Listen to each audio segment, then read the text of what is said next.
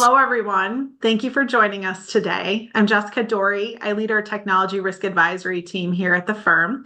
I also have with me today Matt Barzak and Ryan Wickman joining me. Matt, can you introduce yourself? Yes, I am one of our healthcare business advisors. So I work primarily with healthcare organizations. I almost consider myself a outsourced CFO, so to speak, for small healthcare practices, but anything from taxes to financial analytics, and sometimes a therapist as well. Of Matt, Ryan, could you give us a short intro of yourself? course, Ryan Wickman in our advisory and tax department. I've been with the firm about 12 years. Work pretty much exclusively with auto dealerships, and I actually lead that group for the firm. And not only on the tax side of things, but also a lot of tax consulting, business consulting, things of that nature, and a therapist as well, I would say. So. Thanks, Ryan. Well, we really look forward to talking together today, and we're going to talk about the state of cybersecurity and threats that are out there and things that we've been seeing here at Raymond across the industry and also across our clients. So just to kind of give a setting for this, we've seen an increase in the frequency and the sophistication of cyber attacks continuing to grow globally. On average, the cost of a data breach in 2024 is about 4.88 million, which happens to be a 10% increase over last year and the highest total cost that we've seen so far. On average, about 53% of companies have reported having at least one cyber attack in 2023. And phishing continues to be a leading threat. On average, about 3.4 billion daily phishing emails are sent worldwide by cyber criminals.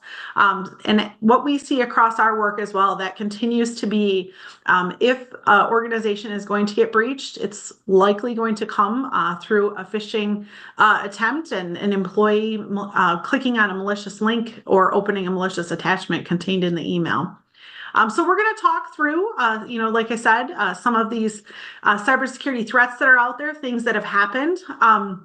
We're really going to start kind of on the healthcare side.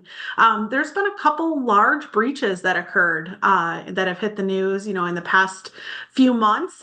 So, really want to talk through, and Matt, and, kind of get your thoughts on this. We've seen a large ransomware attack that happened to Change Healthcare. We also saw Ascension Healthcare, had an incident as well. Matt, can you kind of give us a little bit, of what happened with those and, what we can learn from these?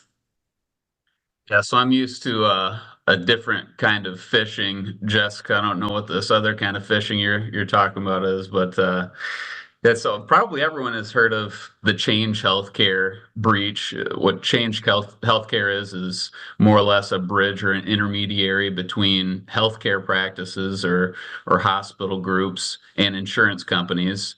They more or less account for any insurance claims and help those practices get paid. So I think it's approximately 40% of insurance claims and $15 billion in claims on an annual basis. So this is no small organization by any stretch of the imagination. They were hit with a ransomware attack. This was earlier this year. It's shut down all their systems, and the perpetrator stole approximately 4 terabytes of data. So a ton of sensitive patient information was involved with this. They were held ransom for that for $22 million. So a significant amount of money. Plus, you probably know you can't really negotiate with criminals, right? But ultimately, these practices that were relying on these payments had to more or less float their cash flow, which, they see patients and then it takes approximately, 45 days to collect this. They had to float their cash flow for much longer than that because these payments weren't being processed, right? So that was Change Healthcare in summary on the Ascension Health side of things. So Ascension Health is a large hospital group what happened was an employee clicked on a file, tried to download a file thinking it was legit, and it allowed the hackers to get into their systems. It shut their EMR down, which is an electronic medical record system. It shut it down for 6 weeks. So a significant period of time for these hospital systems to be shut down. So they had to do paper charting, diagnose and handle these patients via paper without the electronic efficiencies that they were used to. Reduce their patient volume by 10% during those 6 weeks. And there was also reports of nurses and patients alike saying that the care for these patients dropped dramatically. And now there's lawsuits coming out there, not just from the patient health side of things, but also because of the patient record side of things as well. So significant fallout. All right. So yes, with those breaches that occurred, there was a lot of sensitive information that became potentially compromised because of that. And as you know, on the healthcare side, that sensitive information is highly confidential, and the hackers, love to get their hands on that type of information because it can be very lucrative for them to sell on the dark web and things along those lines. So Matt, what would you say are some lessons learned, for the healthcare sector with, these breaches that occurred? Yeah, I think the healthcare sector, like you said, is a little bit unique, right? One, they have these extra guidelines, HIPAA compliance, and compliance regarding PHI or that sensitive information we're referring to. So the step one is, are you HIPAA compliant? Is a big thing. And then beyond that, digging deeper into security awareness training, multi-factor authentication. So those are just a couple of easily deployable methods that can help prevent issues like these. But preventative measures are definitely the way to go.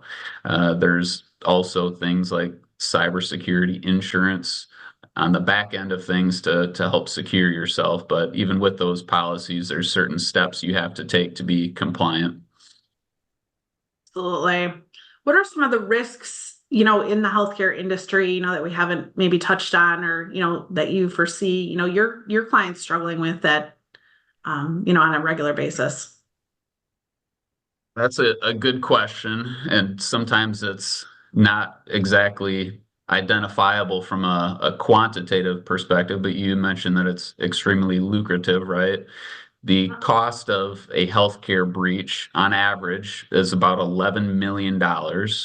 So significant, which is about double the cost of any financial industry breach. So extremely lucrative for these perpetrators. You have the patient information risk. So that's highly sensitive information. And you also have the patient safety risk. So we saw the patient care drop dramatically on the Ascension Healthcare case because of that. So it's not just a financial issue, it's not just an information issue, but we have a patient care issue to think about as well, which we, as healthcare providers, people have an obligation to adhere to first and foremost, right? Absolutely. Yep. So switching gears a little bit, like we had talked about these incidents that have happened, and from a ransomware attack perspective, there was a big one in the auto industry this past year as well too. Let's talk a little bit, Ryan, about what happened in the recent auto industry ransomware attack, and essentially, again, how you've seen clients affected from that perspective. Yeah, definitely. So there was a large ransomware attack on June 19th of this year against CDK. So for people that don't know the dealer world, CDK is the second largest dealer management system. So that covers everything from accounting, payroll, buying cars from the manufacturer, selling new, used, even service. So similar to what Matt had mentioned in the healthcare industry, everything went back to paper and pen.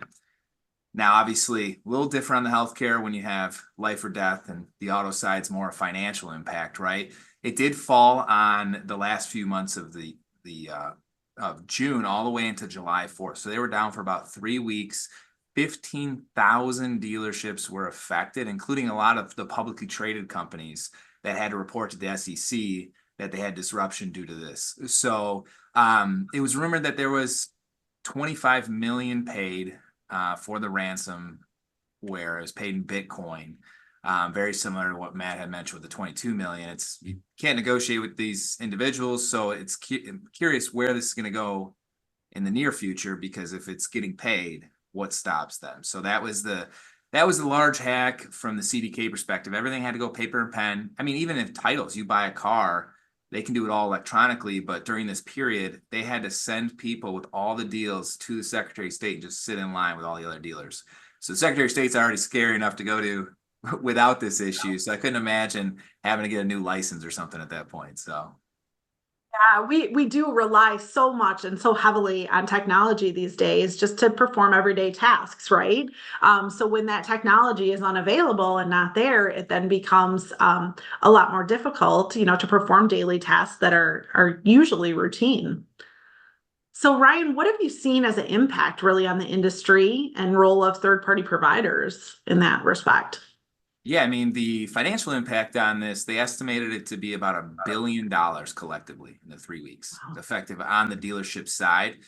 And, I think dealers didn't really think this was an option. They're paying for this third party provider, the second largest in the world. They have everything figured out. They would say quite a bit that their security was strong. And I think it all came about from a phishing email as well. So ultimately, what some of the large groups are doing now is they will have a second program running in the background. So if this were to happen, they can switch over to the second program, but that's increased costs, right? You're paying for two programs now. And the dealerships have, just as of last year in June 23, started to having to follow the FTC safeguard rules that banks have to follow. So they've been, for the last year, at least in their mind, doing everything that they should be to protect themselves from cyber attacks, not thinking about this third party provider issue. So I think what a lot of dealers are looking at is, how can I make sure I'm protected from third party cyber attacks? And that's where the cyber insurance that we've talked about a little bit here comes into play, and making sure you have that rider for third party providers. So, and now there's a lot of competition in this market, and it seems like those individuals have really stepped up, and CDK is playing a lot of defense to try to keep some clients. Absolutely. Yeah. And that's, when we step back and take away and look at, lessons learned from that perspective, it comes back to things like you said, in making sure the right insurance is in place, also from a vendor management, vendor due diligence perspective as well, too, making sure that, you're regularly doing that vendor due diligence, on the third party providers that you're using as well, too. Yeah. And I think some of it has turned into using a third party payroll too, as well, because during this, they couldn't pay they just kind of estimated and some dealers wrote just checks to their employees based on their last payroll a couple weeks ago, just to make sure, and then To get figured out. by. Yeah, exactly. Yeah, absolutely. Yep. When we kind of look at, these things that have been happening, we talked about healthcare, we talked about, auto dealerships. What I would say is as you look in the news, these events are happening industry wide, right? These are a couple that we've highlighted, throughout this. But, when we look across, all industries are prone to cyber attacks, right? Like we said, phishing is largely the way these guys are getting in. And, they prey on the fact that they know that, employees are the weakest link. And if someone's going to get in, it's probably going to be, through an employee, clicking on something, they shouldn't have from that perspective. So, Ryan, I just touched on, like vendor management, employee training, those things. Can you talk to that a little bit about, some of these things that, organizations should really focus on? Yeah, and like I mentioned earlier, dealers are required to follow the FTC safeguards now, which include the multi-factor authentication and some of these employee trainings. It's all a requirement. Now, they got a lot of that guidance from the National Auto Dealers Association, the local Auto Dealer Association, things of that nature, which were very helpful and great, and they followed those very closely. But I don't think they've necessarily gone back to see if they've done everything they should have. And I think this might open dealers' eyes to say, okay, we're required to do this by the FTC. Maybe we should take a look at to make sure we are doing the right thing so we can avoid any type of phishing email like happened to CDK. So, and back to the point of the third party, you know, just trying to spread that risk across different third party vendors rather than all in one, where if one unit goes down, every function goes down. So I think they're looking at things like that as well. So.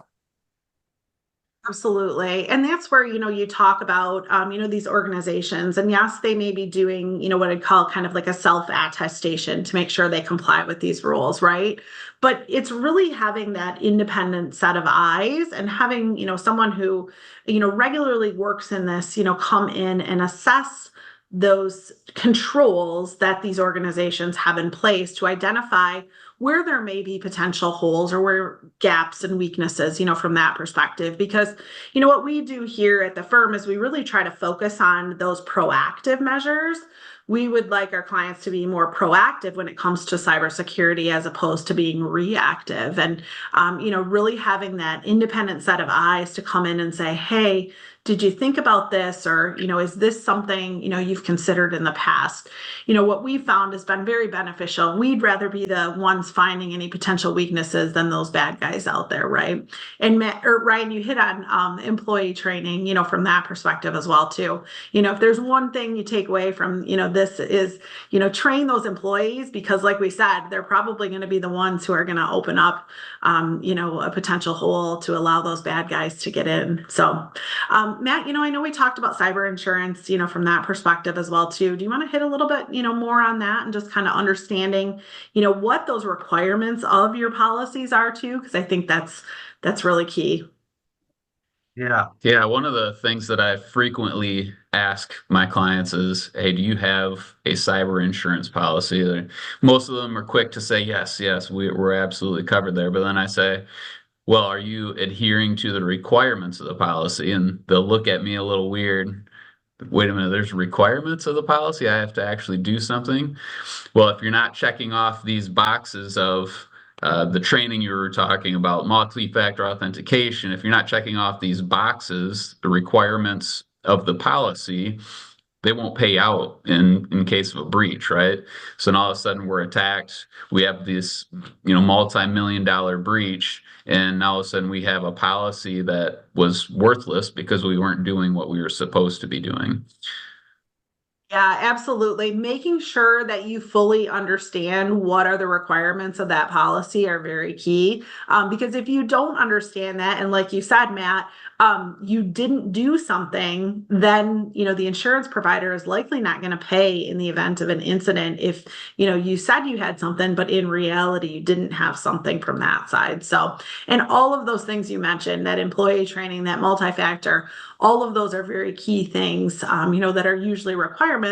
And a lot of times what we've been seeing as well too is, having, just controls such as regular vulnerability and penetration testing, done as well too. Again, having that set of eyes to look at the environment and say, is there anything, that we're missing is very key. So those are some of the things, we've seen, as well from that side. So really, as we're looking forward, and talking about, next steps, as leaders, in the industry, how can we mitigate these cyber threats?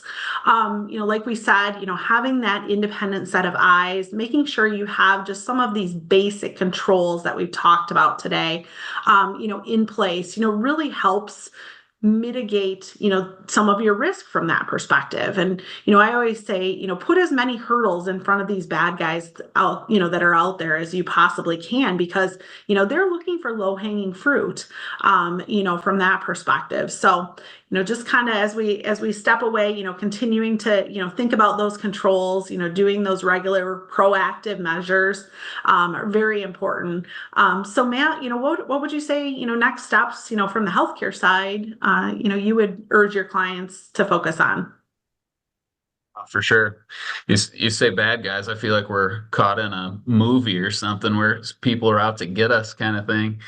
It's a little bit weird, but yeah, as far as the healthcare space, it's a little bit unique because you have the business owner in these small private practices, right? You have the business owner who is seeing patients on a regular basis. They're managing employees on a regular basis. They're managing their bank account. So they're doing all these different things, and something like this might be like, oh, I'll take care of it later, or so and so's already taking care of that for me.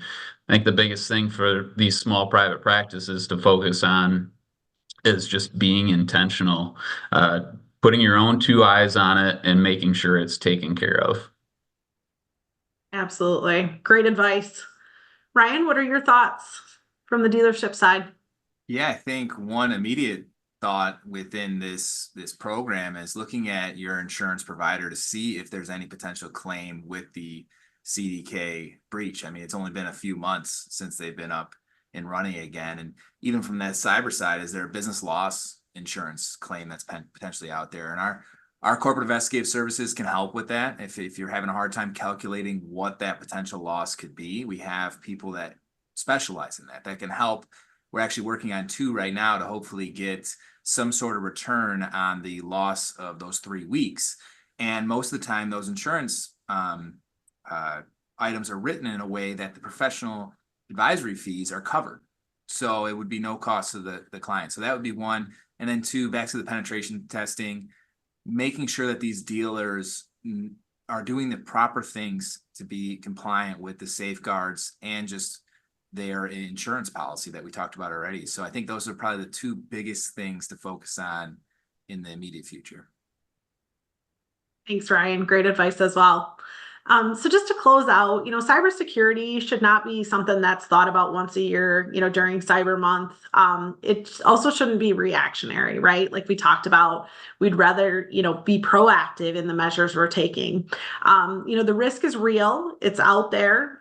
Those proactive measures are now fundamental elements that need to be in place to ensure operations run seamlessly. So we thank you all for joining us today and appreciate your time. If you have any issues or concerns, we're always here to help you. So don't hesitate to reach out. Thank you.